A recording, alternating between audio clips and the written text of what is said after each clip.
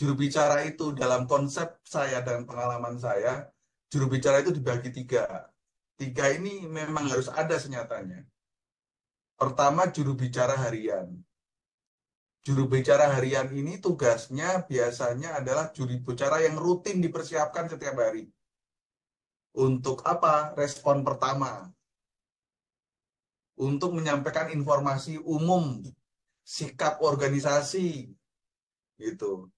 Untuk menyampaikan pendapat-pendapat dan tanggapan isu publik yang sifatnya itu apa ya, layak diketahui publik gitu. Jadi ini juru bicara pada umumnya lah. Nah, biasanya dipegang oleh humas. Ada lagi juru bicara teknis. Tidak semua humas juru bicara dia itu mampu menjelaskan secara teknisnya. Misalnya kalau di Kementerian Kesehatan atau di rumah sakit itu ya. Lah, belum tentu humas juru bicara itu mampu menjelaskan kasus penyakit tertentu. Kasus tertentu kejadiannya kayak apa belum tentu gitu. Karena kompetensinya nggak di situ. Apalagi di rumah sakit itu gini loh. Kalau ngomongin kasus penyakit, teknis medis, ya kamu ya backgroundnya dokter dong gitu. Atau berkompeten untuk itu. Makanya kalau di rumah sakit itu juru bicara teknis itu biasanya dokternya atau ketua komite medis. Ini dibutuhkan saat memang dibutuhkan penjelasan-penjelasan teknis medis. Ya biasanya dua ini jejer. Kalau juru bicara harian itu sendiri bisa. Tapi kalau juru bicara teknis sebaiknya dan seharusnya didampingi juru bicara harian. Oke, ketua komite medik yang tadi putih. Dan sebelahnya juru bicara harian dong.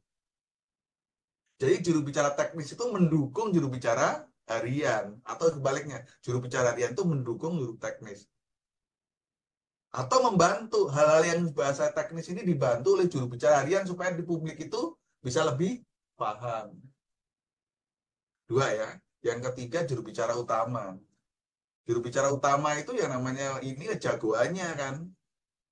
Jagoannya, pendekarnya gitu. Siapa dia? Ya yang tertinggi di organisasi itu. Namanya juru bicara utama jagoan kan datangnya nggak tiap saat dong. Datang ketika dibutuhkan gitu loh. Ketika isunya udah membesar, memuncak, dia konferensi pers, ada tuh direktur rumah sakitnya. Tapi jangan tiap hari direktur rumah sakit jadi juru bicara, karena habis tugasnya kan banyak. Di kementerian ya menteri kesehatan gitu misalnya. Di rumah sakit direktur utama atau direktur. Datang ketika isunya besar. Ketika udah tidak bisa dikendalikan. Ketika konferensi pers gitu. Kalau itulah, itu juru bicara utama. Dan ini juru bicara utama itu munculnya biasanya tidak di awal, tapi di tengah atau di akhir. Manfaatnya kalau juru bicara harian juga ada kekeliruan, juru bicara utama bisa ngoreksi. Kalau juru utama keliru, itu siapa yang mau ngoreksi? Dirinya sendiri kan. Juru bicara harian ngoreksi bosnya apa? Nggak keliru kan ini kan gitu ya. Nah, juru bicara utama itu biasanya memang yang selalu dikejar sama sampean jadi wartawan itu. Kalau pengen belum ketemu direkturnya kan kayaknya udah diwawancara humas, bisa nggak ketemu direkturnya kan gitu kan. Jagoan namanya. Nah, berikutnya adalah kriteria apa untuk jadi juru bicara gitu ya. Yang jelas, karena dia adalah juru bicara, dan yang saya maksudkan juru bicara itu penyampai pesan, adalah orang yang memang bisa eh, membuat pesan-pesan kita itu tersampaikan kepada publik dengan baik, dimengerti publik dengan baik gitu.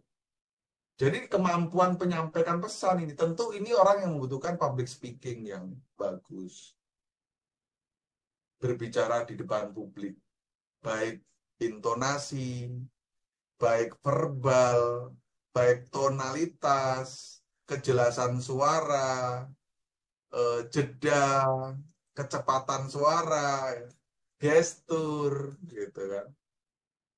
Orang yang punya kemampuan dan kompetensi public speaking yang baik gitu, mampu menjelaskan sesuatu yang rumit jadi sederhana, dia mampu mengendalikan, dia bisa punya kemampuan hubungan media, gitu. Dia yang nggak penakut, nggak grogian. Itu orang yang punya public speaking yang baik, yang paling mudah itu. Baru yang berikutnya adalah memiliki kemampuan konten atau substansinya. Kalau jadi juru bicara, public speakingnya jelek, kontennya nggak ngerti, apa bakal jadi juru bicara tuh? Juru blunder itu malah yang terjadi kan? Gitu. Lalu siapa yang paling tepat tadi? Ya tadi tergantung kompetensinya tadi. Kalau memang juru bicara utama, ya dilatih dong direkturnya untuk jadi juru bicara utama.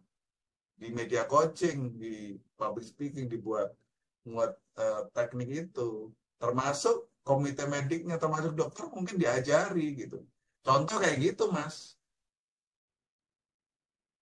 Ya kriterianya.